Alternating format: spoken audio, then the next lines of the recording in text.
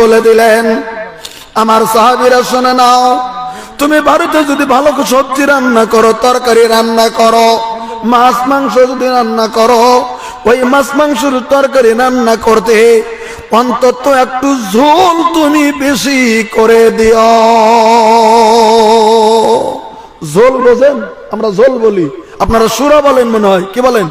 তরকারিতে যেটা দেয় ঝোল, একটু ঝোল বেশি করে দিও। একদম সহিহ হাদিসের কথা বলছি, একটু ঝোল বেশি করে দিও।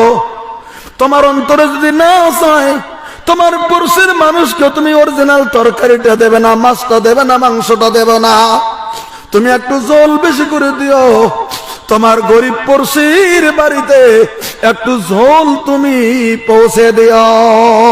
একবার সুবহানাল্লাহ বলেন। দেখুন তো কানুনটা কত সুন্দর, ইসলামটা কত সুন্দর। ওজন আল্লাহ রাব্বুল আলামিনের নবী বলেছেন, সাহাবীরা শুনে নাও, আমি নবী তোমাদেরকে জানিয়ে দিলাম, পৃথিবীর জমিনে আল্লাহর প্রতি যদি ঈমান আনো, কঠিন কিয়ামতের দিনের প্রতি যদি ঈমান এনে থাকো, ফালা ইউজা যারা, পড়শিকে কোনোদিন কষ্ট দিও না, পড়শিকে কোনোদিন দুঃখ দিও না, পড়শিকে কোনোদিন আঘাত দিও না, পড়শির সঙ্গে কোনোদিন খারাপ ব্যবহার করো না, পড়শির সঙ্গে মিলে মিলে মিলে মিলে মিলে মিলে জমিনের ভিতরে তুমি থাকবে, আল্লাহর রহমত তোমার বাড়িতে বর্ষিত হতে থাকবে। নারায়ে তাকবীর। পড়শির সাথে মিলে থাকুন, পড়শির সঙ্গে ভালো ব্যবহার করুন, একথা আল্লাহর নবী। তৃতীয় নম্বরে বললেন, ওয়ামান কানা ইউমিনু বিল্লাহি ওয়াল ইয়াউমিল আখির ফালইয়াকুল খাইরা। আল্লাহ রাব্বুল আলামিন নবী বললেন, আমার সাহাবীরা শোনো, পৃথিবীর জমিনে আল্লাহর প্রতি ঈমান যদি এনে থাকো, কঠিন কিয়ামতের দিনের প্রতি বিশ্বাস করে থাকো, তাহলে ফালইয়াকুল খাইরা, যে কথাগুলি বলবে ভালো কথা বলিও, এই মুখ দিয়ে খারাপ কথা বলবে না। সেদিনও আমি বলছিলাম, এই মুখ দিয়ে খারাপ কথা বলবে না, ভালো কথা বলিও। ফালইয়াকুল খাইরা, ভালো কথা বলিও। এবার আপনি যদি মনে মনে ভাবেন আমি ভালো কথা বলতে পারবো না, আমি খারাপ কথা বলবো, আল্লাহ বলছেন না, ও আও লিয়াসমুত, তুমি চুপ থেকে যাও। তুমি যদি চুপ থেকে যাও, তোমার গুনাহ হবে না, কিছু হবে না। তবে এই মুখ দিয়ে খারাপ কথা, গালাগালি থেকে শুরু করে বিভিন্ন জিনিস এই মুখ দিয়ে করবে না। এগুলি অবশ্যই খারাপ কথা পৃথিবীর জমিনে মুখ দিয়ে প্রকাশ করবে না। মুখ দিয়ে যদি বলো তো ভালো কথা বলো। আমি হাদিসটা আনছিলাম, আমাদের মেহমান এসেছিল, এই জন্য কথাটা বলছিলাম। যা হোক, আমি আসলে আমার বিষয় আজকে বলার আশা নয়। আপনারা যতটুকু বসে থাকবেন, আমি আশা রাখবো কোরআন ও হাদিস থেকে, আমি বাইরে আজকে আলোচনার মধ্যেই যাব না, কোরআন হাদিস থেকে আলোচনা এগিয়ে যাব। যে আগে এগিয়ে গেলে আমরা যে আসছি জান্নাতের আশায়, নেকি নেওয়ার আশায়, কোনো দিন জালসাতে যাবেন না শুধু গজল শোনার আশায় আর শুধু সুর শোনার আশায়, এটা নিয়াত করবেন না।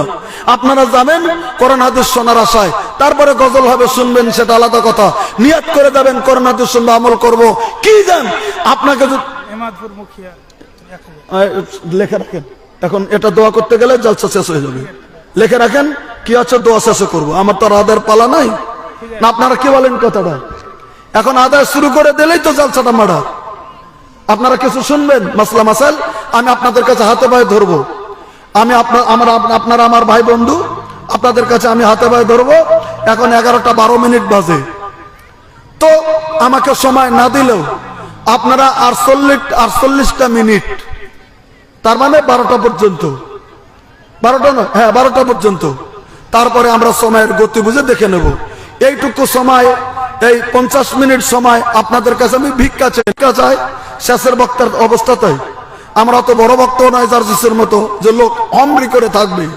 আমাদের বিভিন্ন জায়গায় দিয়েছেন এই 50টা মিনিট সময়। এখন যে কটা লোক বসে আছেন, এই কটা লোক আমি অনুরোধ করছি, পেশাব পায়খানা ছাড়া উঠবেন না, এটা আমার অনুরোধ আপনাদের কাছে।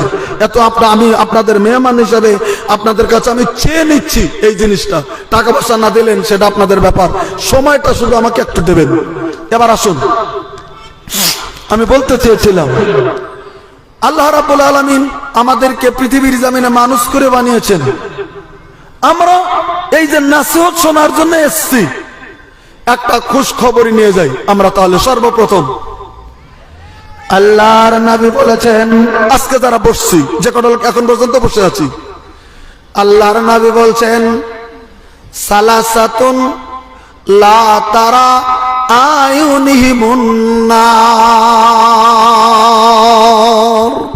কথাটা ক্লিয়ার করে যাবেন। আল্লাহ রাব্বুল আলামিনের নবী বললেন, তিন কিসিমের মানুষের চক্ষু। কয় কিসিম বলছি? কয় কিসিম বলছি? তিন। সালাসাতুন লা তারা আয়ুনিহিমুন নার।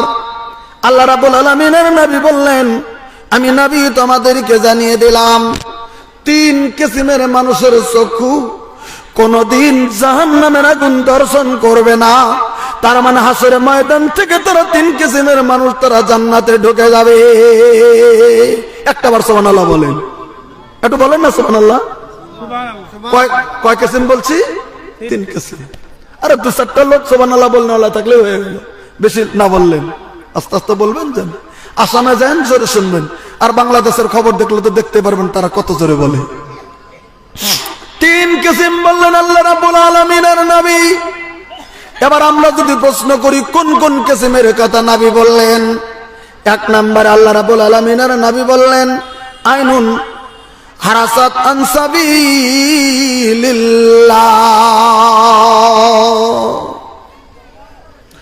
এক নম্বরে আল্লাহ রাব্বুল আলামিনের নবী ঘোষণা করলেন, সাহাবীরা শুনে নাও, এক নাম্বার ওই লোকের চক্ষু যে রোগটু আরামের ঘুমকে হারাম করে দিয়ে পৃথিবীর জমিনে আল্লাহ রাব্বুল আলামিনের রাস্তায় পহরা দিয়ে দেয়। বিছনায় ঘুমিয়ে গেলেই ঘুমিয়ে যেতে পারে। আজকের শুধু সময় নয়, জিহাদের ময়দানে আল্লাহ রাব্বুল আলামিনের নবী সাহাবা কেরাম নিয়ে জিহাদের ময়দানে চলে গিয়েছিলেন। ভাইগো, একটা তাম্বুরার ভিতরে 100 মানুষ, 1000 2000 মানুষ আছে। হয়তো তার ভিতরে 3জন 5জন মানুষ আল্লাহ রাব্বুল আলামিনের নবী পহরাদার বানিয়ে দিয়েছে। এখানে 1000 মানুষের তাম্বুরাটা নিয়ে দেওয়া হয়েছে, তোমরা 3জন পহরা দাও রাত্রিতে, কোন শত্রু এসে আক্রমণ করে নাকি। এমন মুহূর্তে যদি কোন ভাই যদি ওই সমস্ত ইসলামিক সৈন্যদেরকে যদি পৃথিবীর জামিনের ভিতরে যদি পহরা দেয়, ভাই গো, সারা রাত্রি ঘুম জাগরণ করে সৈনিকদেরকে পহরা দিয়ে দিতে হবে। আল্লাহ রাব্বুল আলামিনের নবী বললেন, এরকম করে দিনের সৈনিকদেরকে যারা পৃথিবীর যেমন আরামের ঘুমকে হারাম করে যারা পহরা দিয়ে দেয়, ওই পহরাকারী মানুষের চক্ষু কোনদিন জাহান্নাম দেখবে না, তারা সরাসরি আল্লাহ রাব্বুল আলামিনের হুকুমে জান্নাতে চলে যাবে। একটাবার সুবহানাল্লাহ বলেন। এখন তো দিনের কোন রকম কোন জিহাদ নাই, এখন তো দিনের কোন জিহাদের ময়দান নাই। আজকে জিহাদ এটাই একটা জালসা হচ্ছে, দিনের আলোচনা হচ্ছে। শয়তান টানছে, শুনবি না কোরআনের কথা, কারণ কোরআনের কথা শুনলে তার ঈমানটা জামিনের ভিতরে বৃদ্ধি পেয়ে যাবে। শয়তান টানছে ঈমানটা দুর্বল করার জন্য। আপনি নফসের সঙ্গে জিহাদ করেছেন, নফসে আম্মারার সঙ্গে জিহাদ করেছেন, শয়তান মারদুদের সঙ্গে জিহাদ করেছেন। তুই আমাকে যেমন নাই বুদ্ধি তাই দাস না কেন, আমি কোরআনের কথা শুনবো, আর হাসরের ময়দানে আমি ডান হাতে আমলনামা নিয়ে সেদিন জান্নাতের দিকে গিয়ে যাব। শয়তানের সঙ্গে জিহাদ, নফস আম্মারার সঙ্গে জিহাদ হতে চলছে। এই জিহাদে কি জানি গো, কঠিন কিয়ামতের দিন রব্বুল আলামিন আমাদেরকে জান্নাত দিয়ে দেবে। আর একটা বার সুবহানাল্লাহ বলেন। দেবে, তার কারণটা আমি আপনাদেরকে বলে দিচ্ছি একটু পরে। আমার ভাইরা, এটা কেন জিহাদ